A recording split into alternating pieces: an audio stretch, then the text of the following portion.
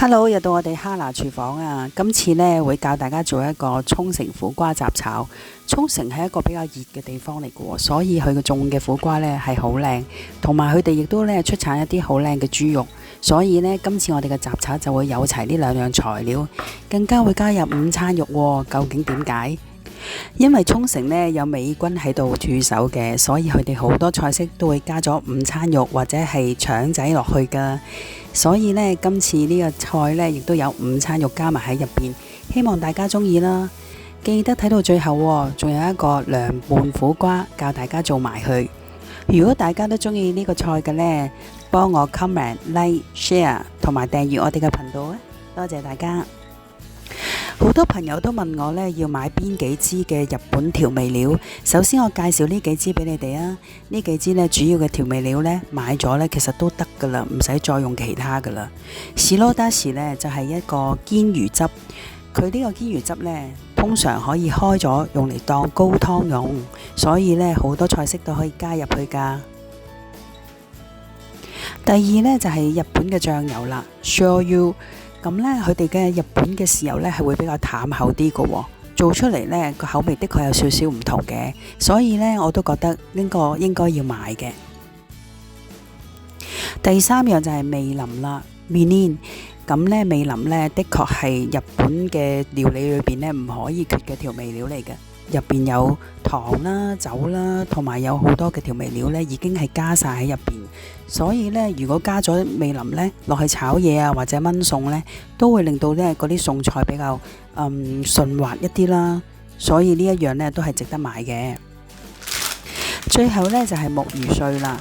通常我哋呢會見到木魚碎呢就係加喺啲takoyaki啊、章魚燒啊上面嘅。咁其實呢，有好多沙律啦，或者係一啲餸菜我哋都可以加上去嘅喎。咁所以呢，今次我就買咗一包包裝嘅，開咗之後呢就可以擠耐啲嘅。你哋都可以大家試下㗎。今次呢，我哋做呢個材料呢就有苦瓜。咁我今次就買咗大丁嘅苦瓜。另外呢，就係午餐肉、豆腐、花腩同埋雞蛋，再預備少少嘅芽菜。苦瓜將入邊嘅囊整乾淨，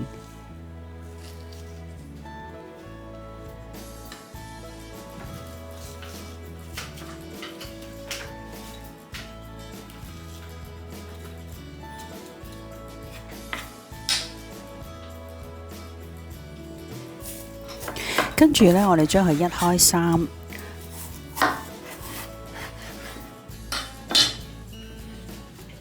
然後將佢切片，大約2mm 夠啦，唔好切太厚喎。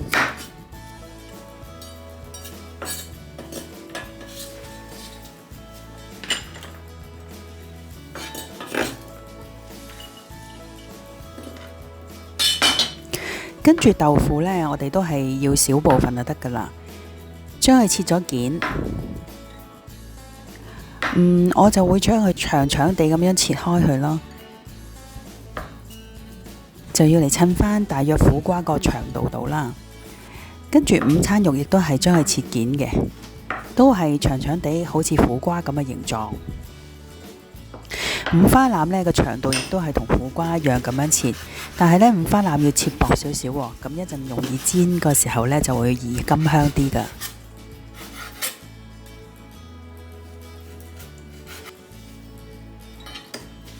雞蛋我哋將佢打散出嚟，跟住呢少少發勻佢就得噶啦，因為我哋呢一陣煮嘅時候呢可以仲留翻少少蛋白喺度。好啦，我哋將所有嘅材料都切好嘅時候呢，我哋而家嚟預備一個調味汁，一陣就可以要嚟炒落去啲材料度噶啦。好啦，而家我哋嚟教一個調味汁，有水啦，頭先介紹嘅堅魚汁、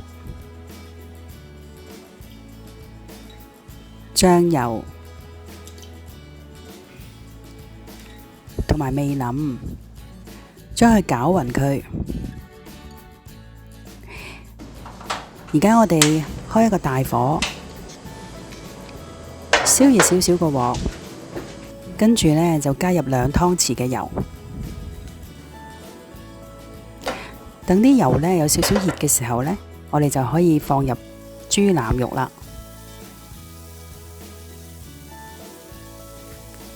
豬腩肉呢，我哋唔使急炒開佢嘅，等佢慢慢煎香佢呢，兩邊等佢煎到呢有金黃色就得噶啦。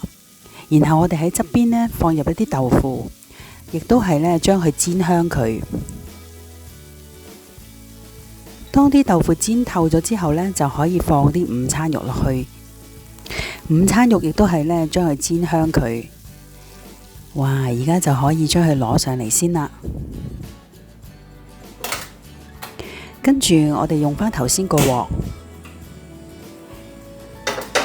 再加返少少油落去，大約1湯匙度啦。而家我哋就可以將啲苦瓜放落去炒噶啦。苦瓜呢，一定要過一個油喎，等佢炒透啲，亦都係用住個大火嚟炒喎。跟住我哋放少少糖。然後就將頭先嘅醬汁加入去，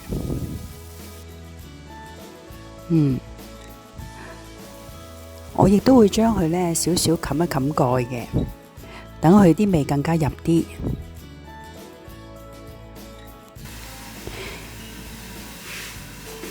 大約焗佢1-2分鐘就得噶啦。差唔多呢啲苦瓜呢入咗少少味，我哋就可以放啲芽菜落去，然後就將頭先嘅材料全部放晒入去快炒，盡量將佢哋撈勻啲，等所有嘅味道呢都融入啲苦瓜入邊。最後我哋就將啲木魚碎加喺面。哇！我已經聞到香噴噴啦，唔記得加蛋喎。最後一步就係將啲雞蛋放喺面，啲雞蛋呢唔使煮熟佢噶，少少凝固就得噶啦，就成咗一個滑蛋狀。幾靚，而家就可以上碟噶啦。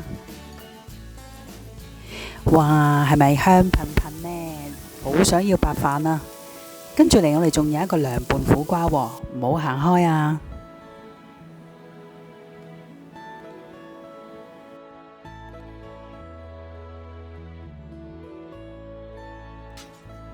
苦瓜就係頭先嗰個，仲有半個啊嘛，都係好似頭先一樣，將入邊嘅囊整乾淨。今次呢，我哋要切得薄啲喎，比頭先更加薄，盡量你有幾薄切幾薄。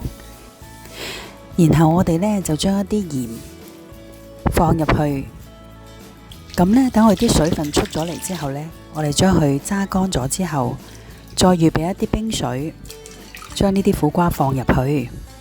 咁樣啲苦瓜呢就會脆好多噶啦。而家我哋呢就整一個醬汁。首先我哋加醬油、水，跟住加啲木魚碎，加少少檸檬汁。我今次就用咗個細嘅青檸2個。跟住呢，我哋將呢頭先浸喺水裏邊嘅苦瓜揸乾水，再攞出嚟，放入我哋頭先嘅醬汁嘅一半，醃勻佢。而家呢一啲汁呢比較淡，所以呢我就會將佢倒返出嚟嘅，然後就用返頭先剩返嘅醬汁淋佢喺面，跟住呢加少少芝麻。咁呢一個涼拌就完成啦，一定要試下呢個好好食，同埋呢喺夏天呢好適合。如果鍾意我哋嘅頻道嘅，請訂閱我哋嘅頻道 ，share、like 同埋 comment，多謝大家。